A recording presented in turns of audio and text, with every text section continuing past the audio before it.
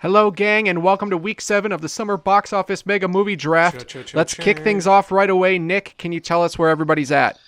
Yes, I can. Do it. The internship is, like I said last week, pretty much done. So far, it's made $43,585,122 on a budget of $58 for a total of negative $14,414,878. This is the end. Made about, I think, $5 million this weekend, so it's at $94,429,913 on a budget of $32. So it's made me $62,429,913. Monsters University has made $249,114,132 on a budget of $185 million for a total of $64,114,132. Grown Ups 2 made another, looks like, I think, $40 million this weekend. No, I'm wrong, $30 million. It has made so far $79,388,026 on a budget of $80 million, so that has made me negative $611,974. Bullshit. Should break even on that next week. And then for my new ones, RIPD, which is RIP. R.I.P. R.I.P.D. That's right. It made in its opening weekend a whopping $12,691,415 on a budget of $130 million. Rip the Band-Aid off. For a total of negative $117,308,585, which is still less than the Lone Ranger, I might But add. that makes me so happy. Not because you didn't make money, but because I know people aren't going to see a stupid movie. Yeah, But The Lone Ranger's a better movie. I'll give you that, yeah. Yeah. Okay, Only God Forgives, which is just getting horrible reviews, has made me so far, in limited release, $313,958 on a budget of $4.8 million for a total of negative $4,486,042. And then my other big movie this weekend was The Conjuring, which came in first for the weekend and made $41,855,326. I agree. And we'll get to that. On a budget Can't wait of to talk about it. Yeah, I know. On a budget of $20 million, so that has made me already a positive $21,855,326 for Nice. a total of $11,577,608. Well, there you go, in the positives. There it is. Fuck you. Ah. Well, It's all right. to go from, I think, $60 million down to 11, not cool. But hey, I'm still in the positive. I'm happy with that. And now we'll jump to Tim. Yep. Tim has Man of Steel, which I think made you $5 million this weekend. It's kind of winding down.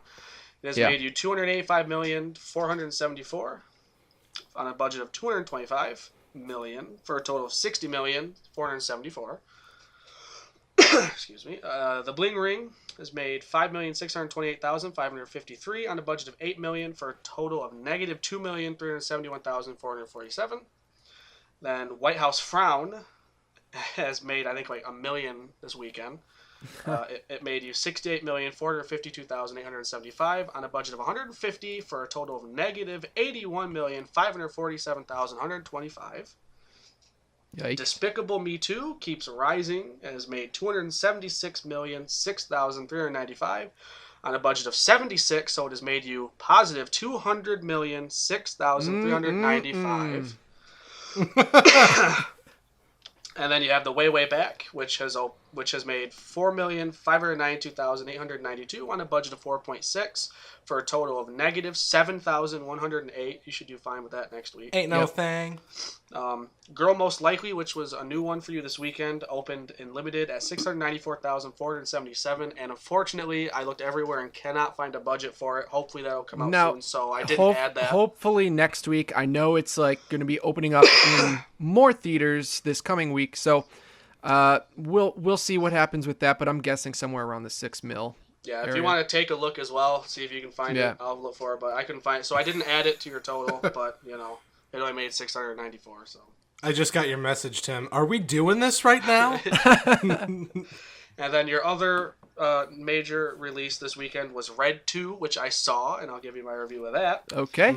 It has made $18,048,422 on a budget of $84 million for a total of negative $65,951,578. Suck on that. Which depresses me because I'll give you a quick review. It was a lot of fun. I enjoyed it. Your total brings you to $110,129,611. Yeah. I'll tell you this though. Before I took all the negatives off, you were at over $200 million. Nice. Just to bring you down a peg or two. That's right. No. Ass. That doesn't bring me down anything. I'm still what I'm doing. You got to realize what I'm doing here is leaving a cushion for me because I know Elysium will not make its budget back. Not at all. Your main factor right here that's winning for you is that Despicable Me. That was a great and Man of Steel, arguably. That's right, Man of Steel. Yeah. Okay, and now on to Mr. J. Fuck you. Yeah. The Purge made, I think, about $1 million this weekend, so it's at $64,064,410 on a budget. I can't believe you still mention it. Well, I'm still mentioning it because it still makes a little bit. So it's on a budget of $3 million. It made $1 this weekend, Jay. That's right. It's at the dollar theater. That would be the internship. So the Purge has made you $61,064,410. World War Z has made you $186,932,608 on a budget of $190. So that has made you negative $3,067,392. Unbelievable. Now that's not bad. That's not. But wait, you got to start reading this off in Billy Mays' tone. But wait, there's more. Next week, when I feel better, I will definitely do that for you. Yeah. The Heat has made $129,271,224 on a budget of $43, which has made you positive $86,271,224. God dang. Melissa McCarthy brings in the dollars, Jay. That movie's killing it. And the tacos and hamburgers. Okay, The Lone Ranger has made $81,291,290 on a budget of $215 for a total of What's that? Can't even get to $100 million yet. Jesus. And I don't think it will. And it has probably made it's probably gonna get like 98. Over. Yeah. It has made you negative $133,708,710. Then you have your holdover Pacific Rim in its second weekend. It made, I think, $20 million. Yeah, $20 million. So it's put you up for Pacific Rim has made $68,282,523 on a budget of $190 million for a total of negative $121,717,477. And your wide release new one this weekend, Turbo, which made in its opening weekend $31,015,384 on a budget of $135 million for a total of negative $107,984,616, which puts your grand total at negative $219,143,561. My ass shouldn't hurt this much when you're reading these off. I almost just want to give you the new movie coming out, Jobs. Just give it to you. Just whatever it is. And you know what? If it loses money, we won't count it. If it makes money, I just feel so bad. It's just... I'm just giving you money. You know what? Take my Man of Steel. Just take it. I'll gladly give you R.I.P. DJ. Yeah. Yeah. I don't know how much it's going to help, but you know. All right, so let's break it down to the movies that we saw. Nick, talk about Red 2. We'll start off there. Have either of you seen the first one? Yes. No. I love it. No? And I'll tell you what, I'm glad I do my research because I don't know what these movies are about. So explain this to me. The movie Red stands for Retired and Extremely Dangerous.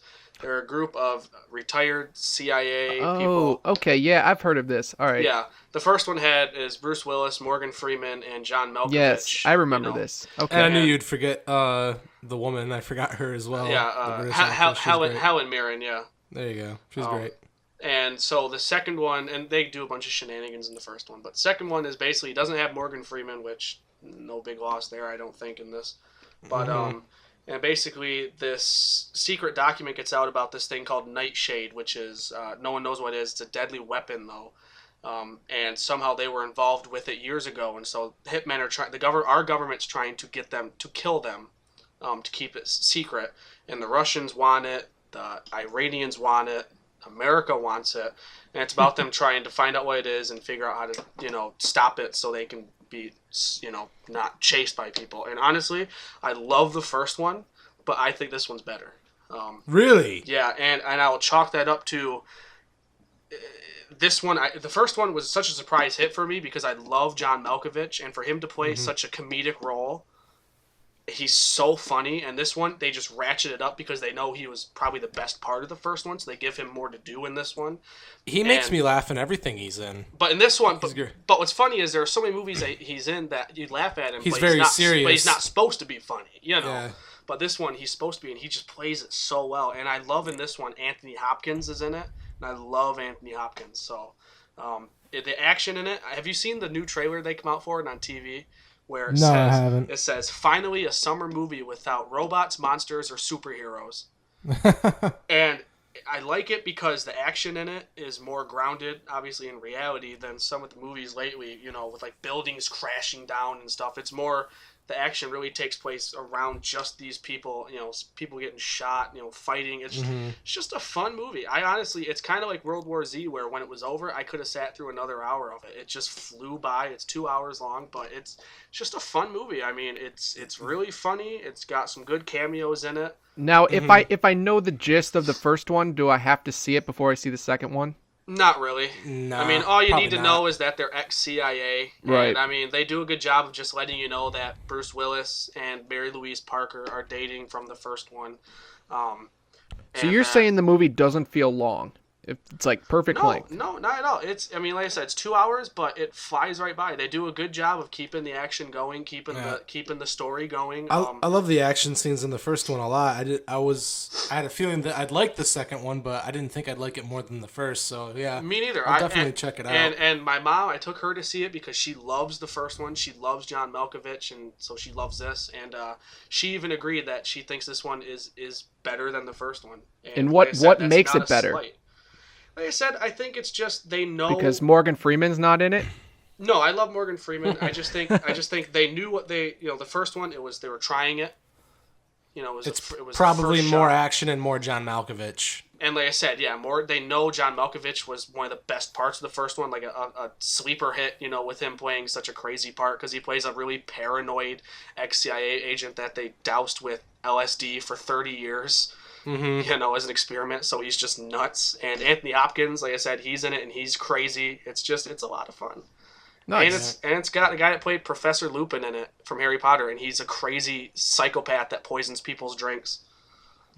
So it's funny to see that. And Helen Mirren, of course, she's in it again, and she plays. In the first one, she's another ex. She's not CIA. She was with MI6. And they bring her in this, but they kind of flip it where they hire her to kill them. Was the theater full? Wow. Was the theater full? Yes.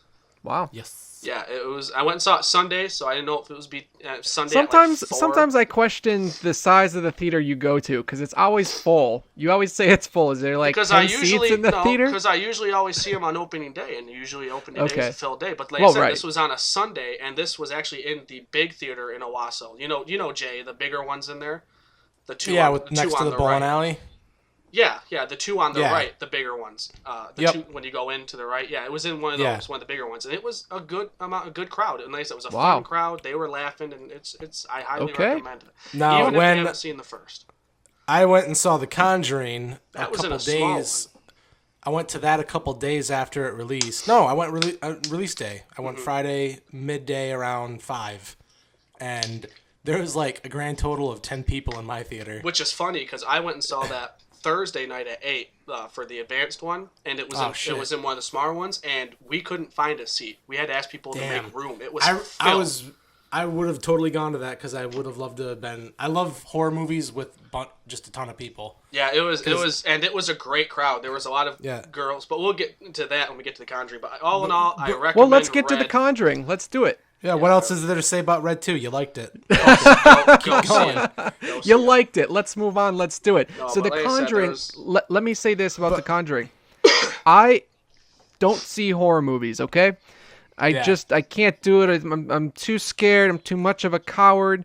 No, it's not. It's not that. It's just that I am so against horror movies doing the silent treatment followed by loud noise. Then you would like this one then. You would like it because they don't do that. Okay, there good. There are probably 2 or 3 out of this whole movie, and the rest is all suspense. And the 2 or 3 they do actually work for it. Exactly. Like it actually makes sense when they did it. Mm-hmm. Yeah. Like a door being knocked on. So not is just there loud all right? Bang on a drum that Now doesn't make any I sense. will say this. I will say this.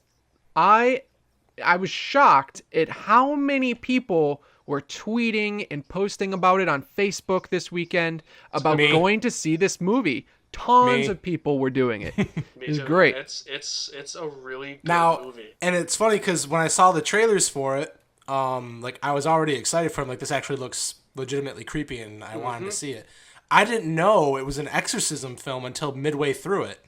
Me neither. Like I hate exorcism films just because they're so stupid and they're all the same.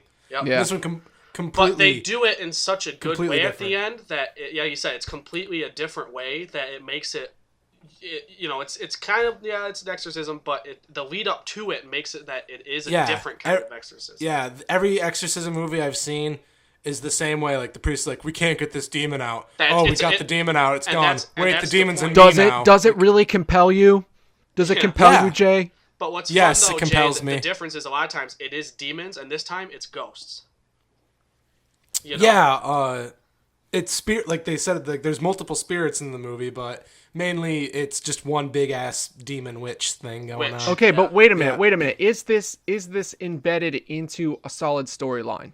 Yeah. Yes, really good one too. Basically, this family moves into a house. There's mom and dad and like 4 daughters, 4 or 5 daughters. I think 4 actually. I think it's 4. Is it? And basically stuff starts happening at this house. The dog. First thing that ever happens, which would make me Spoiler leave immediately. alerts. Yeah, is the dog will not go in the house. That to me, I would leave the house immediately. Mm-hmm. And so stuff starts, especially following the next morning. But real quick, the theater I was at, I was so disappointed because there's only 10 people there, and one was like a family of 3, their little kid. I was laughing. I'm like, they're gonna scar this kid for life. My crowd was good. I know. I wanted it to be. When I went and saw Devil a few years ago, it was a full theater, and like when they reveal who the devil is in the elevator, like it was classic. You just hear that one girl in the crowd go. Same here, I remember that. It was so great. Yeah. But I didn't get to have that this time. Yeah. But a lot of the people that keep saying like I wasn't really even scary. I'm like, I didn't find the movie technically to be scary. It's creepy. So let me ask this: do you leave the movie questioning things in real life? Because that's the sign of a good horror movie. Not necessarily questioning things, thinking about shit. Am I going to be pulled off of my bed? Yes, exactly. I couldn't sleep that night. I couldn't sleep. I had to. It is genuinely creepy. And like when it hit 3:07 a.m. in my room, I'm like, "Fuck! I better make sure the closet's duct tape." What is scary about it, Tim, is it does what the older horror movies that are scary does. It's the build up to a scare that's good, and it's the build up to a scare that never comes that is scary. There are so many parts where, you think something's going to happen. It's building up to it. It's a slow burn to walking up to something, and nothing happens. I hate that. So then when they go back to it and something does happen, it gets you. It's just, and it's what you don't see that is scary. I found that with so many movies. Halloween years ago, it's what you don't see him doing that's scary. Well, here's the thing. Anything that happens in the audience's mind is going to be more amazing than anything a film could show you. Like, there's a part, and like we said, spoilers, where the little girl gets pulled off her bed, and she's on her bed, and she's looking around the room. There's a good build-up where she's looking under the bed, and you're waiting for it, and nothing happens. She looks on the other side of the bed, waiting, nothing happens. Then she sits up, and she's staring into the corner of the room where the door's open a little bit. You can't see anything. And it's just a huge shadow, and there's nothing there. And she wakes the sister up, and she's like, she starts pointing at the wall. And she goes, there's someone behind the door. He's standing there. Can't you see them?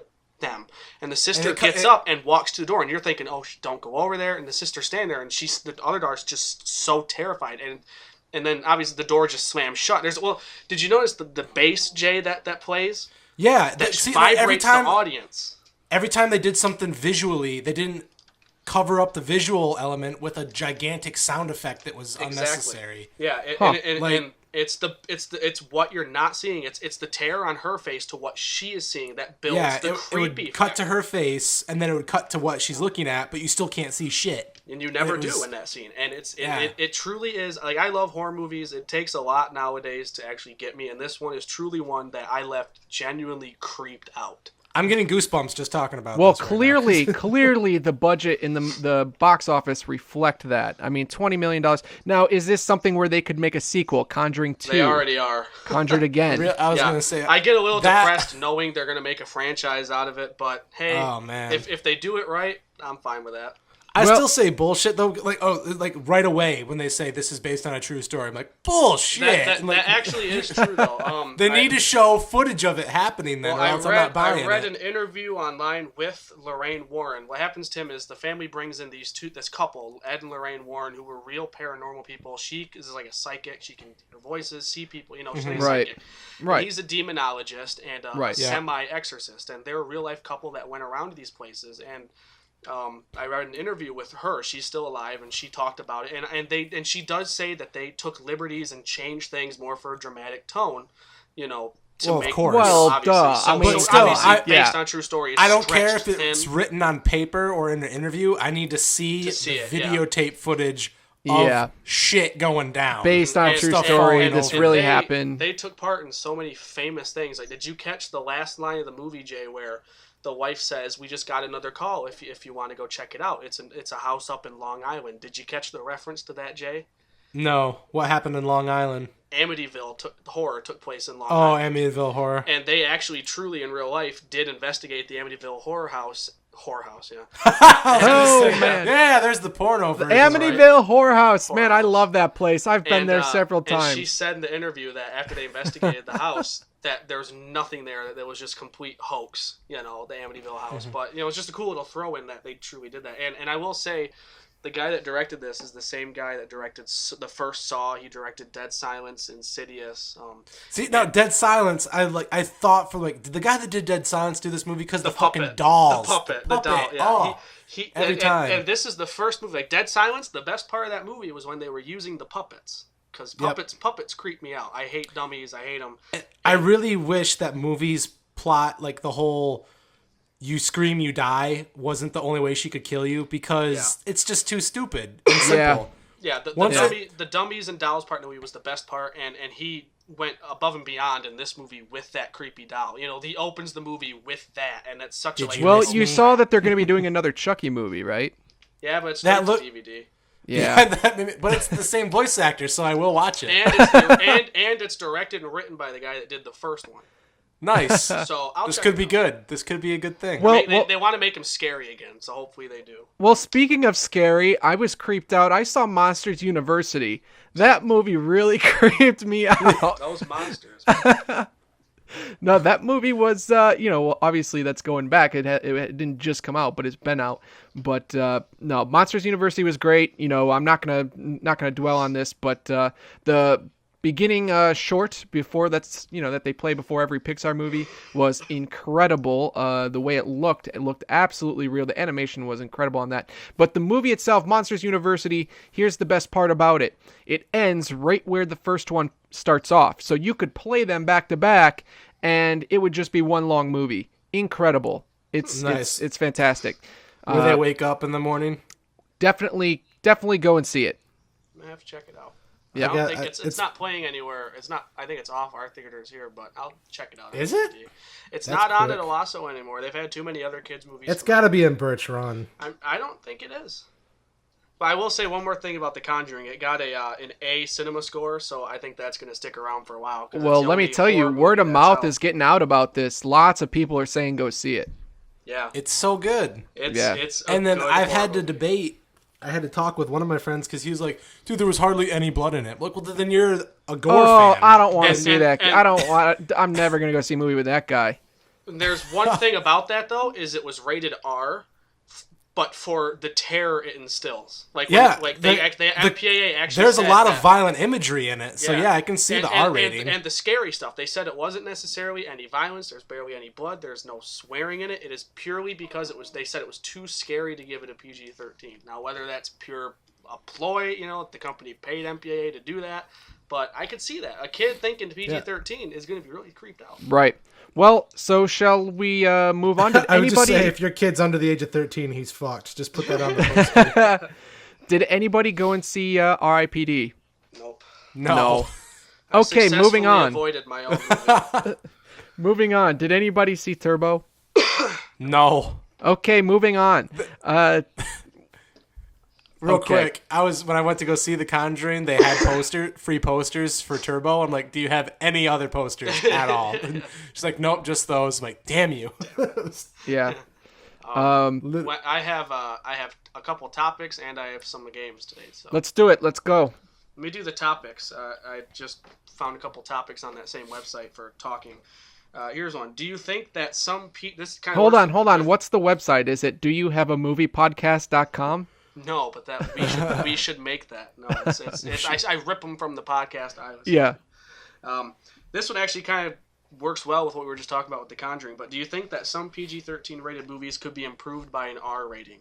Fuck yeah. No. Wait a minute. It's all about the story. It's about how they accomplish the story. And the acting too. The acting. A lot of people don't think it's important to have good acting in a horror movie, but let me tell you, it is not easy to be a good actor in a horror movie. I'm not just talking horror movies, any movie. Because I'll tell you right now, there was one instance where I found out a movie was rated R when I thought it was PG-13 and got even more excited. And actually, it was one Jay and I saw when we were going to see Semi-Pro. It's just more freedom. I was so excited to found out Semi-Pro was rated R, knowing that I get to hear Will Ferrell swear, and I love hearing him swear. They will find me, Nick. Listen, there are definitely movies that are PG-13 that would definitely work better as R, but there's also the reverse side of that, where... I'll tell you one right now that needs to be R. Go ahead. The movie that needs to be R that they will never make is they need to make an R-rated Wolverine movie. Yes, yeah. I agree with that. It's one of the few that needs an R rating, and they'll never do it because Wolverine's like one of the grittiest and exactly. Violent and they want those kids money, and they'll never get it if they make it R. By the way, with it coming out, there hasn't been much marketing for it. At least I haven't seen a lot of trailers for it, and I haven't heard a lot of interviews from it other than what's come out of Comic-Con recently. Mm-hmm. I'm gonna go see it because they just announced that there's gonna be at the very end of the credits. They're showing a clip of X-Men: Days of Future Past. Well, I didn't hear it was a clip, but I heard it's a scene that's gonna tie them together. Yeah, which I know what it is, but I'm not gonna ruin it because I read it. So is the Wolverine supposed to tie into the next X-Men First Class movie? I guess it is. Yeah, I heard that it's gonna tie together pretty well. It's gonna lead. I really hope that means the Wolverine will be good and not like Origins, because Origins suck dick. Okay. All right. Anyway, quick thing. A perfect example of the R rating thing. Did you see the news about Sacha Baron Cohen pulling out of the Freddie Mercury documentary? Oh, I heard he was, but I don't know why. He walked out because he wasn't seeing eye to eye with the rest of the band who had creative control over it. They wanted it to be PG and you can't do that. I know. Yeah, it has to be R if they're going to be telling a story about Freddie Mercury and just the life of Queen. Yeah. They wanted it to be PG, and he's like, no, I'm out, you guys. Which makes me upset because he looks so much like Freddie Mercury. And he's amazing. He's such a good actor. I was just going to say, he is a good actor. People shouldn't discount him for things like Borat, but he is a phenomenal actor. You could look at Borat as good acting. I mean, that's what I'm saying. Dude. I'm saying people shouldn't discount it. Not at all. Yeah. Okay. You hear this foolish man. Here's another quick topic. Yes. What are some directors that you would love to sit down and just talk about movies with? Could be any director, either living or dead. Oh, real quick. Real quick, because this is a thing we do. We move on and then we go back. A movie that would be bad as PG-13, that is R, is This Is the End. If that movie was PG-13, it would not work. I would say I would add Big Lebowski. That was the point. Is there a movie you think, Tim, that would be better if it wasn't R and PG-13 instead? No. Yeah, exactly. Every movie should be R. Right. I don't think, it doesn't work too well going R to PG-13. You just don't like kids in theaters. I'll give you that, too. Incredibles 2 needs to be rated R by Pixar. Mm-hmm. All right. The directors, man, there's so many good ones. That you could just sit down and talk movies with, living or dead. Any director. My number one would probably be Quentin Tarantino. Really? Oh man, that guy really? He would be your number one? You know my thoughts on him. I love his movies, but he's too pompous. I couldn't do it. He is way too pompous, yeah. I'd love to just hear his opinions on like every movie out there. You wouldn't even have to ask for him. What do you think a conversation with Christopher Nolan would be like? I don't know. There's a lot of them. Very confusing. It would be long, and it would just be like several layers. And halfway through, he'd just start mumble talking. Hey, you know what would be fun? A Brad Bird conversation. I think that'd be cool, yeah. I think it'd be cool to talk with Ben Affleck, too. I'm really loving a lot of his movies that he's been directing. His movies have been really good lately. He's doing a good job. That Runner movie looks sick. It does. For me, because he's always been my favorite, I would love to sit down and chat with Tim Burton. Yeah. I know. That would be a guilty pleasure for me. Who wouldn't? Exactly. I know who wouldn't. Spielberg would be fun. Class. I'd like to talk with Spielberg about some of his decisions. Edgar Wright would be probably my second choice. That'd be a fun one, yeah. I like Edgar Wright. None of us are going to say Spielberg. I said Spielberg. No. J.J. Abrams. J.J. Abrams is a guy that wants to talk to you about what he does. That would be a great I feel like every time you ask him a question, he just shines a flashlight in your face. But not right in the face, to the side of your face, right in the eyes. Like you can't make out his eyes. Yep. It's just like in front of his face. No matter how many lens flares he throws in a movie, I will always love J.J. Abrams. Me too. It doesn't bother me. I like J.J. Abrams. I don't know. There's too many. Let's see. All right. What's a game that we can do? As I stutter there. I have the percentage one. I have Monopoly. What?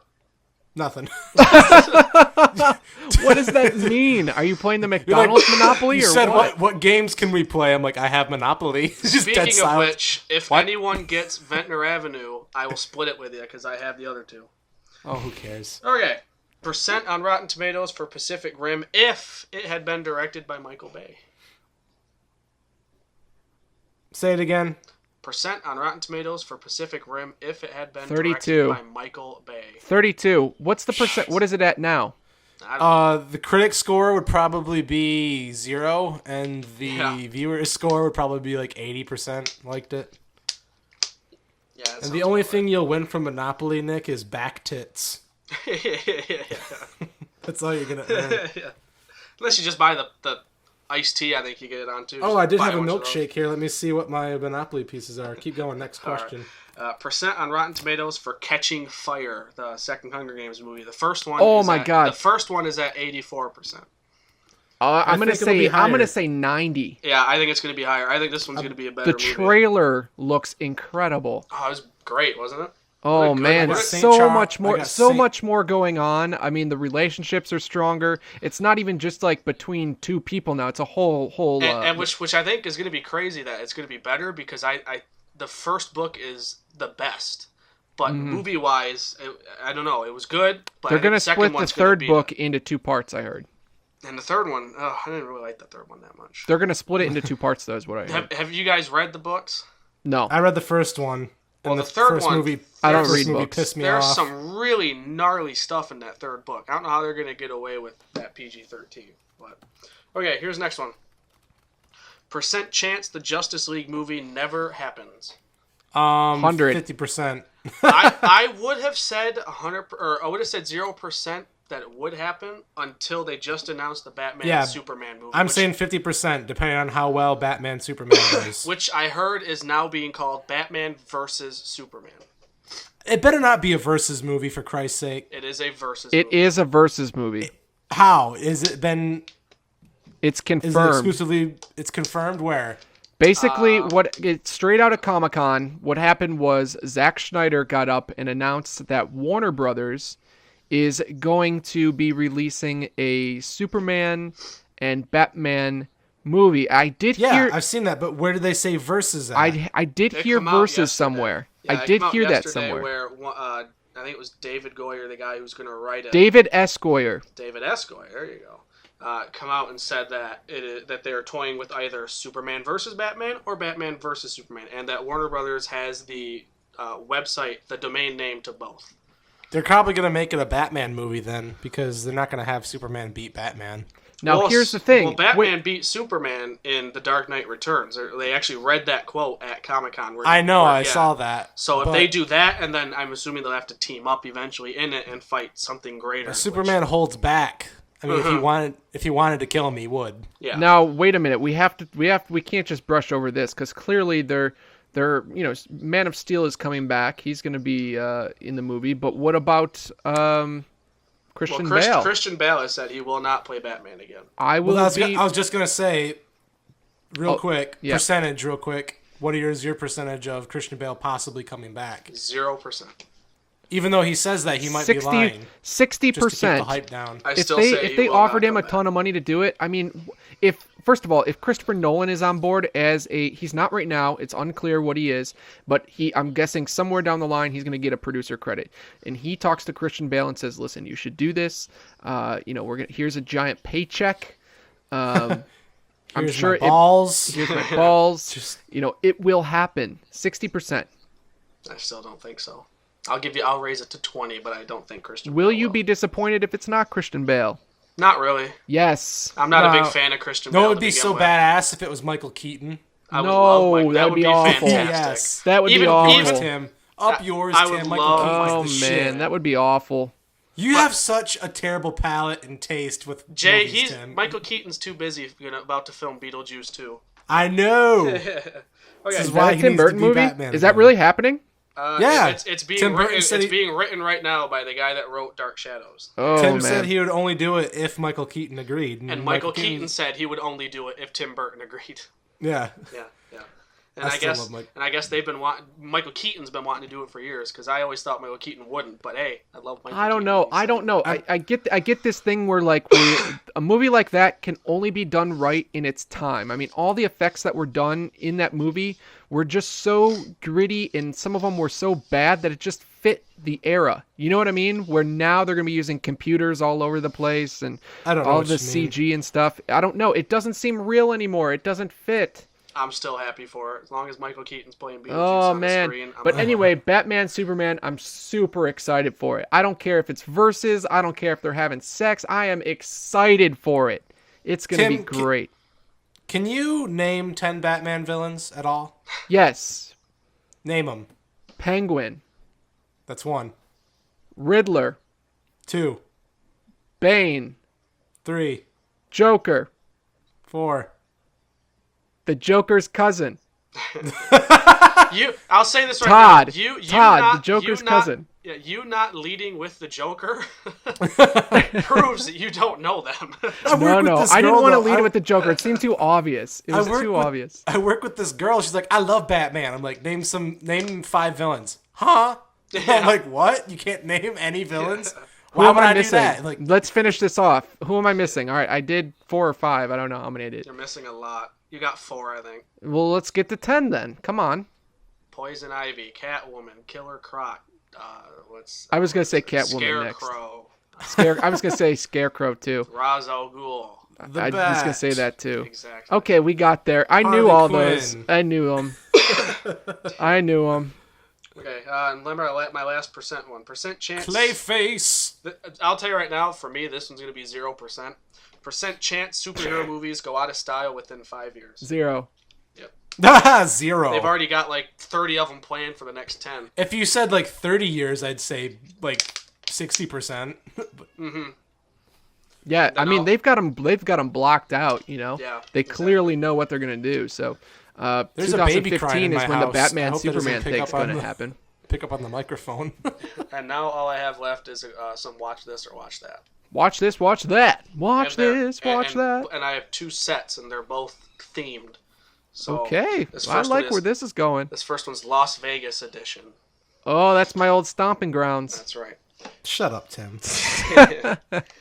Casino or Leaving Las Vegas? I'm so cool. I have a vest. I go to Vegas. I make money. I make money. That's probably going to come up on the microphone. Yeah, I would probably pick Leaving Las Vegas. Leaving Las Vegas. I think because it's shorter. Casino is like 3 hours long. This one's easy for me. Showgirls or Vegas Vacation?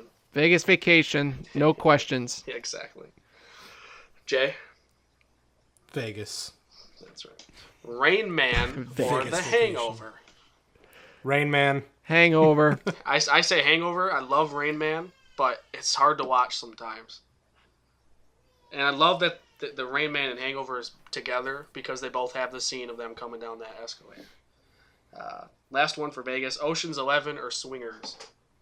Ocean's 11. 11. Probably Ocean's 11. Yeah. I can't Right, believe that's you didn't Swingers even. is I can't funny. believe you didn't even say Fear and Loathing. Yeah, I don't know. But that Mandy movie's Man. really long. You got to just be in the mood for that movie.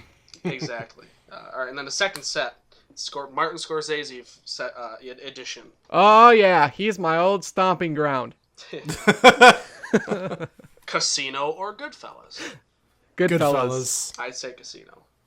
Oh no!